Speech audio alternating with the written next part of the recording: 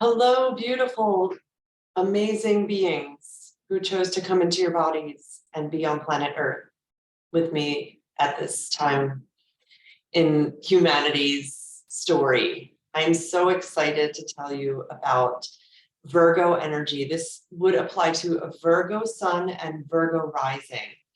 I also invite you to keep in mind that the way I talk about Virgo energy is my seeing it through the veil of my experience in this lifetime. So if it doesn't match for you, take what you like and leave the rest.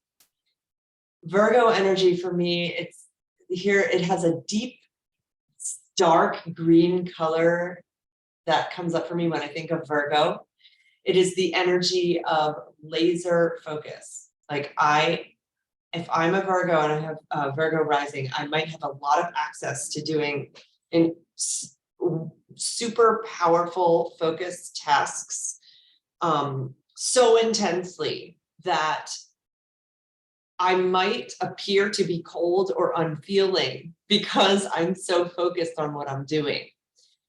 Indeed, I'm actually not cold or unfeeling at all. However, because my Virgo energy is so strong as a Virgo sun and Virgo rising, it's possible that people will be like, wow, does that person even know I'm here? And when and if that happens, can there be an invitation for you to say, oh, hi, Jim, you want my attention? I'm doing my Virgo right now. Can you please give me 5 minutes and then I'll get to you. Then I can talk to you, but right now I'm really in my Virgo. What would it feel like to say that to someone, I wonder, for you Virgos? It's an earth sign.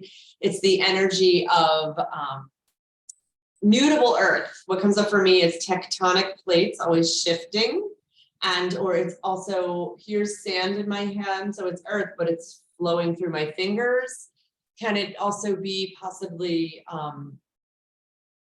so I'm moving with, I'm earth, I'm in my body, and I'm also flexible, which is not something that we usually associate with earth energy. Like I can stay flexible, I can stay mutable. I hear a lot of people with a lot of Virgo energy in their charts come to me, and they're dancers. They've been dancers, they can move with the flow, they can use their bodies to be flexible. They're also in gymnastics. Another energy of Virgo that Michael Luton, an amazing astrologer, if you don't follow him, I invite you to, he talks about, it's the energy of, I'm doing my Virgo energy, and I'm a shoe cobbler, and I have the most gorgeous piece of leather and the finest thread, and I'm working on this shoe between my feet, and when I'm finished, I have not only an exquisite piece of art, but I also have something that is practical. Like it actually has a purpose. That is Virgo. It is when the moon is in Virgo, well, we're not talking about Virgo moon, so let that go.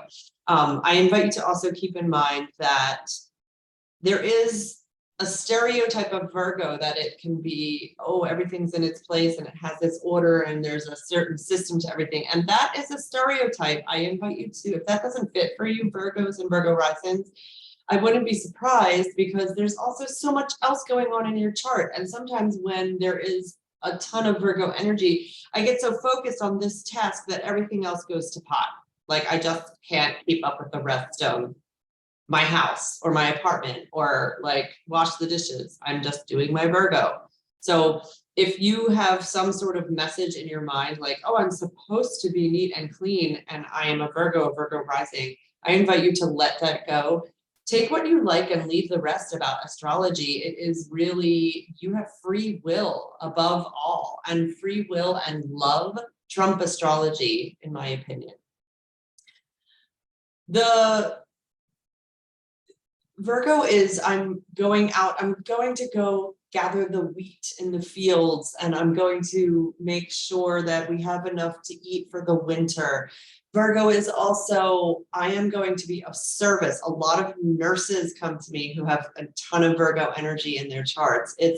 I'm the healer, I am of service. A stereotype of Virgo is Mother Teresa, and my invitation to my Virgo clients is, can you embody service without necessarily giving your last pair of shoes away? It's, you know, you get to also care for yourself, because Virgo can be a little bit, so it's like the opposite of luxury. I don't want to necessarily go and buy the most expensive piece of velvet or like the filet mignon or the top shelf bottle of wine if I have a lot of Virgo in my chart. And what would it be like to challenge that? Like, oh, actually, I'm going to buy that $50 dish that's on the menu that would be really unlike me. That's coming up for me thinking about Virgo. I wonder how this is landing with you, people who are Virgos and Virgo risings.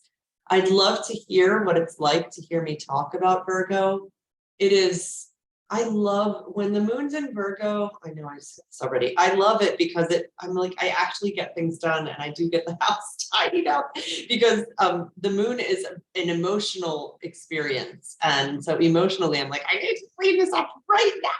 So I wonder, Virgos, Virgo risings, and those of you who love those people, what does it feel like for you to hear me say all of this? I also invite you to keep in mind that Virgo is, the ruling planet is Mercury. So you who are Virgos might have a lot of energy and capacity for words. You might find yourself wanting to write and communicate. And when you speak, it often is quite precise, which I really enjoy listening to as someone receiving Virgo energy. If you'd like to know more about your own chart, you may reach out to me at natalielevinastrology.com, and you may make an appointment with me. I would be so happy to give you more guidance about how to work with your Virgo energy.